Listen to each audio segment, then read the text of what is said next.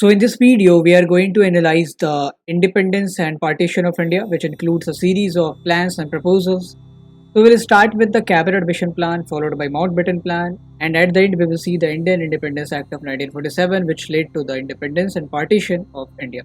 So getting started with the Cabinet Mission Plan. So just have a small intro about the Cabinet Mission Plan. It was a high-power committee sent to India in February 1946 by Clement Attlee, the then British Prime Minister. This cabinet mission had three members: Patrick Lawrence, Stafford Cripps, and A.V. Alexander. And this cabinet mission was headed by A.V. Alexander. The main aim of this cabinet mission was to transfer the power from British leadership to Indian leadership. Now coming to the clauses of cabinet mission plan. So first of all, it proposed a federal union. There was to be a federal union of the British provinces and princely states. And coming to the power of provinces and the princely states, so all the subjects other than union subjects and all the decisionary powers would be vested in the provinces. So as per this plan, the provinces were focused to make more stronger than the center. Now coming to the next clause, which was of grouping of the provinces, the country would be divided into three groups: Group A, Group B, Group C. Group A will have Madras, Bombay, UP, which was United Province, not Uttar Pradesh, Bihar, Central Province, and Odisha. Group B will have Punjab, Northwestern Frontier Province, and Sindh. Group C will have Assam and Bengal. Here you can clearly see Group B and Group C had all the Muslim majority provinces, while Group A had all the Hindu majority provinces. So this was also one of the reasons why it was opposed by the leaders of Congress, and it consequently failed. Now coming to the next clause, it was regarding Constituent Assembly. A Constituent Assembly would be set up to frame the constitution for the Indian Union. It would consist of 385 members. Now coming to the next thing, which was of interim government. An interim government would be formed at the center with 14 members, and both the parties, Muslim League and Congress, were invited to participate in this interim government. Now coming to the next thing, which was decision about joining the British Commonwealth. India would be free to decide to remain either within the British Commonwealth of the nation, or to secede from it, or to revoke from it.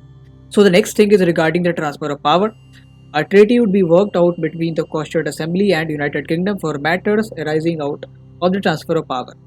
Now coming to the Mountbatten Plan, which followed the Cabinet Mission Plan, which was a big failure because of its clauses. Now we will analyze the Mountbatten Plan.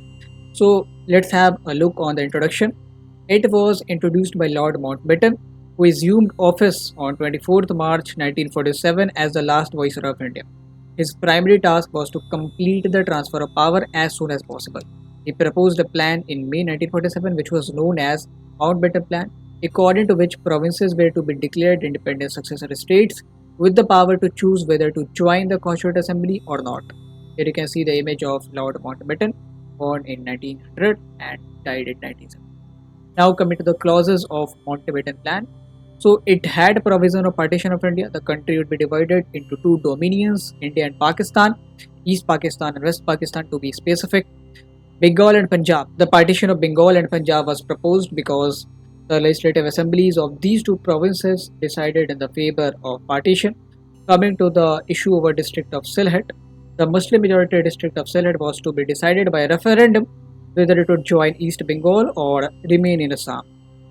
Decision over Sindh. The legislative assembly of Sindh was to take its own decision whether to join Pakistan or to India. Decision over NWFP. In the NWFP, a referendum was to be held to decide the future of the province, whether they want to join India or to join the Pakistan or to be remain as independent province. Now we will look at the next clause, which is the princely states. The treaties with the princely states would come to an end. They would be free to join either two dominions. Next was the Boundary Commission. It was said that the plan provided for the creation of Boundary Commission to settle the boundaries of the two dominions. The third was the relation between the two dominions.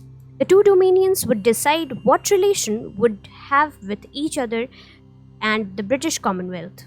The next was the existing Constituent Assembly would continue to work, but the constitution framed by it would not be applicable to Pakistan. A separate Constituent Assembly would be formed for those areas of India which accepted partition.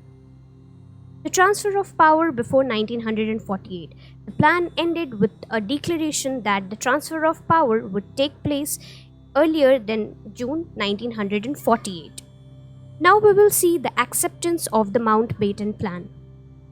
According to his plan, the Council of Muslim League cheerfully accepted the plan on 10th June 1947. The Congress accepted the plan for following reasons. The Congress felt that the communal riots could be prevented through the partition. League had joined the interim government not to cooperate but to obstruct.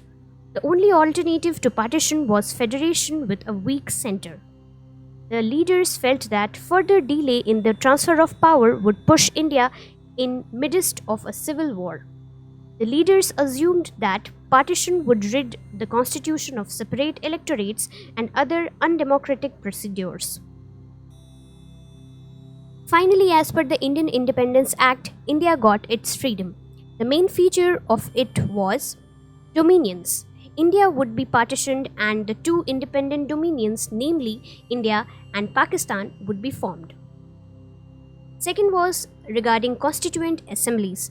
The constituent assemblies of the two dominions were to act as the central legislature. The Governor Generals.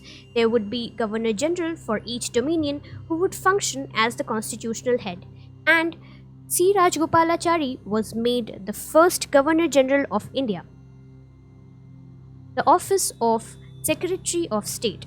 The office of Secretary of State for India was to be abolished. Princely State. All the agreement between British government and the rulers of Indian states would lapse. They became independent. The division of Indian Army and sharing of the assets. Provision was made for the division of Indian Army between two dominions and steps were taken to share the assets and the liabilities between the two dominions. It was also a feature to safeguard interest of the existing officers. Provisions were made to safeguard the interest of the existing officers appointed by the Secretary of the State. The Secretary of State, however, lost his power for future appointments. So that was it in this video. Thank you for watching.